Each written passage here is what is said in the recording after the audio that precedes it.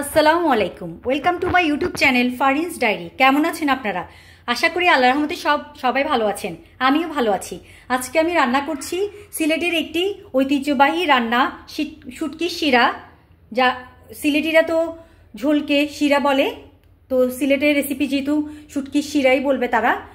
তো অথেন্টিক রেসিপিতে কিন্তু এই যে শীতল শুটকিটা কিন্তু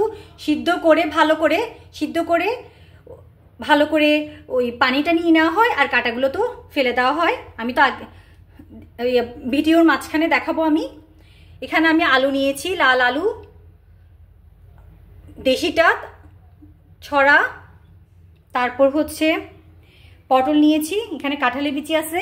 সবজির মধ্যে এই চারটাই আছে, কাঁঠালি বিচি, পটল, আলু আর ছড়া। আর শাকের মধ্যে নিয়েছি এই যে কুমড়া শাক, কুমড়া অথবা লাউ শাক যাই বলা হয়, আলু শাক।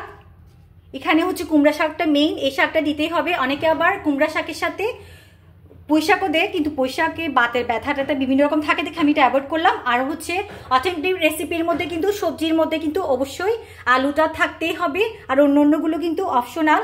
আলুর সাথে বেগুনও থাকতে হয়, কিন্তু বেগুন অ্যালার্জি প্রবলেম করবে। আমার বড় ছেলের অ্যালার্জি আছে, তাই আর দিচ্ছি না। যদি কোনো কিছু রান্না করি, যদি বাচ্চা খেতে না পারে তো ভালো লাগবে না, তাই না? বাচ্চা না খেতে পারলে তাই আমি বেগুনটা অ্যাভয়েড করেছি। অথেন্টিক রেসিপিতে কিন্তু আলু এবং বেগুনটা মাস্ট দেওয়া লাগবে। আর শাক হচ্ছে পুঁই শাক তো থাকে, আর এটা মেইন শাক, এটা হচ্ছে কুমড়া শাক। তো আমি দুইটা নিয়েছি, আলু শাক আর কুমড়া শাক নিয়েছি। মাছ হচ্ছে চিংড়ি মাছটা অবশ্যই থাকে, চিংড়ি মাছের সাথে যে কোনো বড় মাছ দেওয়া হয়। আমি দিয়েছি শিং মাছ। আর এখানে তো পেঁয়াজ বাটা, রসুন আছে, ধনেপাতা আছে। আর এখানে তো কোনো মশলা ব্যবহার করা হবে না, এখানে শুধু হলুদ আর মরিচ ব্যবহার করা হবে, আর লবণ তো আছেই। আমার সাথেই থাকুন। অথেন্টিক রেসিপির মধ্যে কিন্তু সবজিগুলো কিন্তু সব কাঁচা কাঁচা দেওয়া হয়, কিন্তু একসাথে আসলে পছন্দের সবজিগুলো যদি জোগাড় করা তো সম্ভব না, তাই আমি সবগুলো সুন্দর করে জোগাড় করে ঠিকমতো রাখার জন্য, আর হচ্ছে কালার চলে যাবে এই জন্য আমি হালকা তেলের মধ্যে, খুবই কম তেলে হলুদ লবণ দিয়ে ভেজে রেখেছি। কিন্তু অথেন্টিক রেসিপির মধ্যে কিন্তু এগুলো সব কাঁচা কাঁচা দিতে হয়, আর তেল তো দেওয়াই যায় না। আমার সাথেই থাকুন। সেজন্য আমি সবগুলো হলুদ লবণ দিয়ে ভাজা আছে। আপনারা যদি ওভাবে রিয়েল ওইটা করতে চান তাহলে কিন্তু পুরা কাঁচা কাঁচাই সব দিতে হবে। সিলেটের ঐতিহ্যবাহী রান্না শুটকির শিরায় কিন্তু অবশ্যই শীতল শুটকিটাই ইউজ করতে হবে। শীতল শুটকি ছাড়া অন্য কোনো শুটকি ইউজ করলে কিন্তু হবে না। অনেকে করে, অনেক ধরনের করে, কিন্তু অথেন্টিক রেসিপিতে কিন্তু এটাই ইউজ করতে হয়। আর এটা হচ্ছে ভালো করে কেটে টেটে পরিষ্কার করে তো নিতেই হয়, যেগুলো সব শুটকিতে ক্ষেত্রে প্রযোজ্য। তো এটা কিন্তু একবার সিদ্ধ করে, কাঁটাটা তো আলাদা হয়ে যায় সিদ্ধ করার পর, তো পানিটাই ব্যবহার করে। এটাই কিন্তু মেইন মজা এবং স্বাদ এই রান্নাটার। তো আমার সাথেই থাকুন।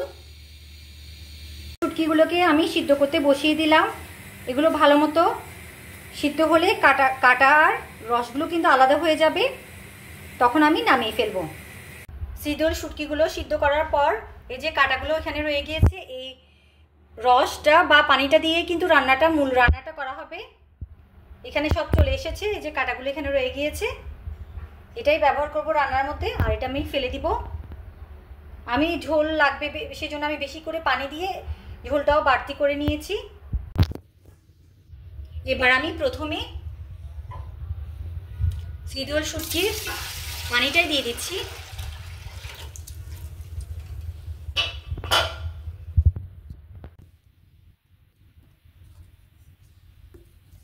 পেঁয়াজ বাটা দিয়ে দিলাম, রসুনটা আস্ত দিয়ে দিলাম,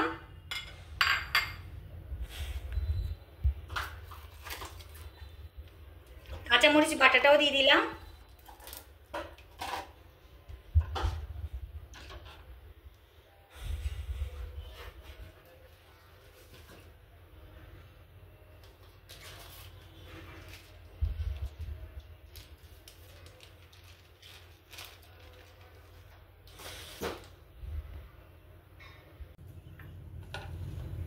হলুদ দিয়ে দিচ্ছি সামান্য, কারণ সব কিছু যেহেতু আমি হালকা ভাজার সময় আমি হলুদ দিয়েছিলাম, তাই তিতা হয়ে যাবে, তাই একদম অল্প দিয়েছি। আর মরিচের গুঁড়া দিয়ে দিচ্ছি এতটুকু পরিমাণ। কাঁচামরিচ বাটা যেহেতু দিয়েছি আমি, তাই বেশি দিব না। আর মরিচটা তেমন একটা কিন্তু ঝাল না, আর যেহেতু সব কিছু অনেক বেশি,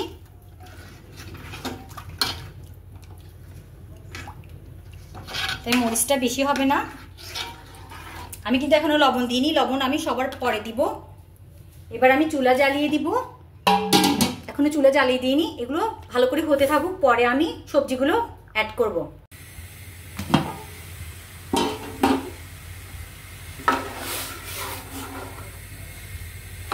সিরোলের পানি, পেঁয়াজ বাটা, গোটা রসুন, হলুদ আর কাঁচামরিচ বাটা, লাল মরিচ গুঁড়া সবগুলো কিন্তু একসাথে ভালো করে সিদ্ধ করে নিচ্ছি।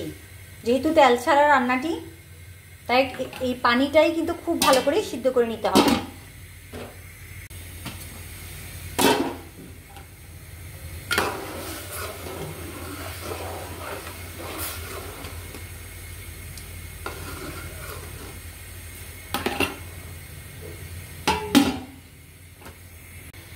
চারটা সবজির মধ্যে আলু আর কাঁঠালি বিচিটা আমি আগে দিয়ে দিব, ছড়া আর পটলটা পরে দিব, কারণ এগুলো তো নরম সবজি আর এগুলো শক্ত সবজি, তাই এগুলো আমি আগে দিয়ে দিচ্ছি। প্রথমে আমি কাঁঠালি বিচিটা দিয়ে দিলাম, এরপর আমি আলুটা দিয়ে দিলাম।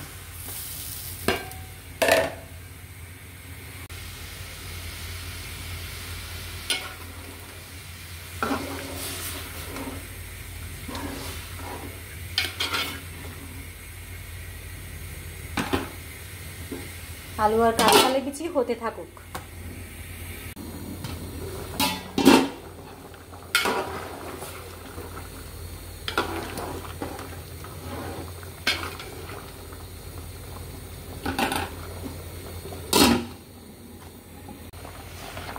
আলু আর কাঁঠালি বিচির সাথে আমি পটল দিয়ে দিচ্ছি। পটলগুলো গলে যাবে, এই জন্য আমি এভাবেই দিয়ে দিলাম। পুরা দিয়ে দিলাম। ছড়াটাও দিয়ে দিচ্ছি।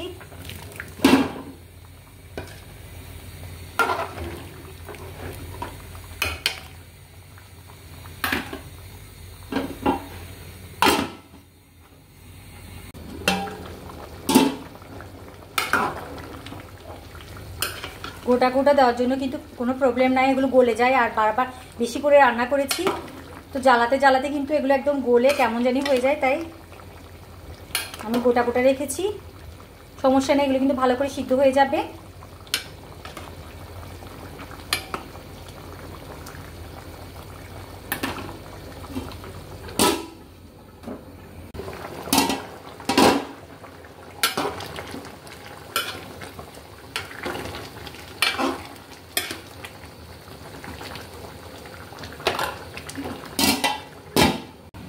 এই পর্যায়ে কিন্তু আমার শাকগুলো দিয়ে দিতে হবে। দোনোটা শাক আমি দিয়ে দিব।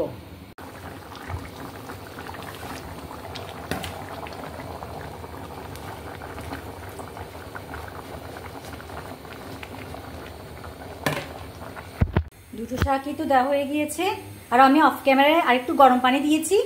এবার শাকগুলো কতক্ষণ হতে থাকুক।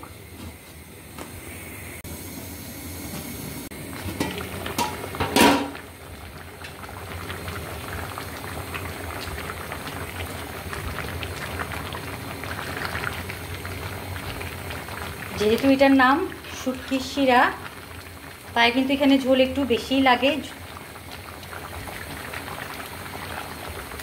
আমি আবার একটু গরম পানি দিয়ে দিয়েছিলাম অফ ক্যামেরায়।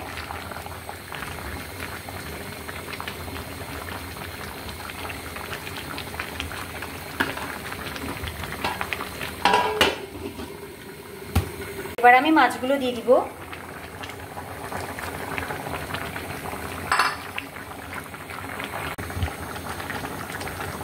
মাছগুলো দিয়ে দিলাম।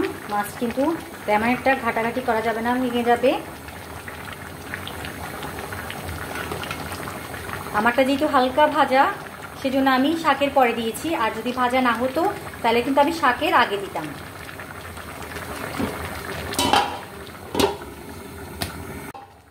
এবার আমি ফ্রেশ ধনেপাতা দিয়ে দিব।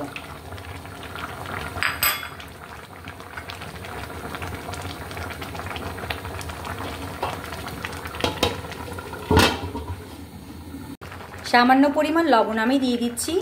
আমি টেস্ট করে দেখেছি যে একটু লবণ লাগবে। আমার রান্না কিন্তু হয়ে গিয়েছে, দেখতে পাচ্ছেন।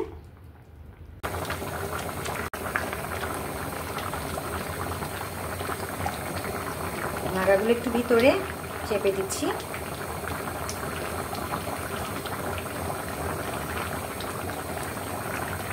অবশ্যই হতে হতে এটা এমনি ভিতরে চলে যাবে, সমস্যা নেই। ঐতিহ্যবাহী রান্না শুটকি শিরা,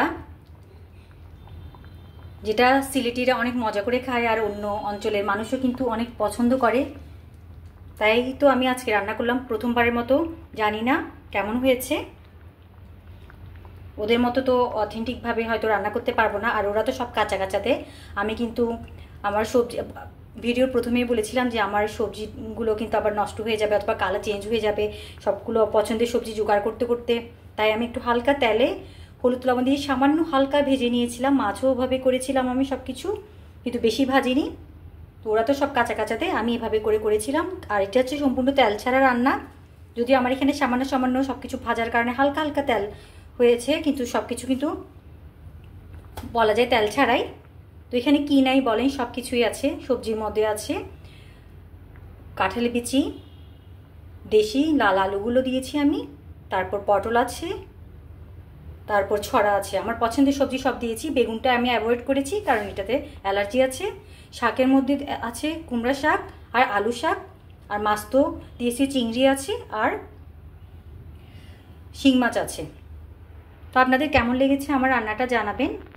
এই রান্নাটা খেতে যেমন মজা, কিন্তু সব কিছু জোগাড় করে সব কিছু কাটাকুটাও সব কিছু ঠিকমতো সাজিয়ে গুছিয়ে রান্না করতে কিন্তু অনেক কষ্ট হয়ে যায়। কিন্তু যখন দেখি যে রান্নাটা অনেক মজা হয় তখন কিন্তু খুব ভালোই লাগে, নিজের কাছেই ভালো লাগে যে যাক বাবা কষ্টটা সার্থক হয়েছে। আপনারা ট্রাই করতে পারেন, কষ্টকর হলেও কিন্তু খাওয়াটা কিন্তু অনেক মজার একটা রেসিপি এটা। তো সবাই ভালো থাকবেন, সুস্থ থাকবেন। আল্লাহ হাফিজ, আসসালামু আলাইকুম।